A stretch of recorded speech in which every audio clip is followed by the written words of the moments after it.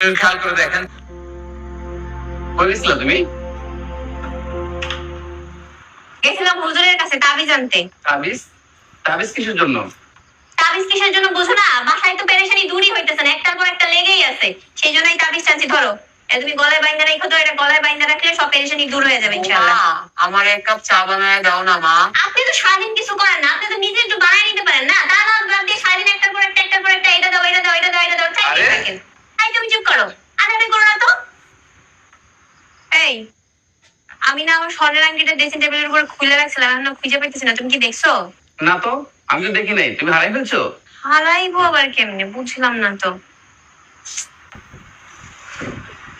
তুমি কি দেখছো? এই যে কতদিন ধরে তাবিজটা এনে দিছি তোমারে, হ্যাঁ 1 মাসের উপরে হইলো, এখনো পর্যন্ত কোনো পেরেশানিটা দূর হইলো না, উল্টে একটার পর একটা লেগেই আছে। তাবিজ কি কাজ করতেছে না? শোনো, আমি তোমার জন্য একটা তাবিজ আনছি।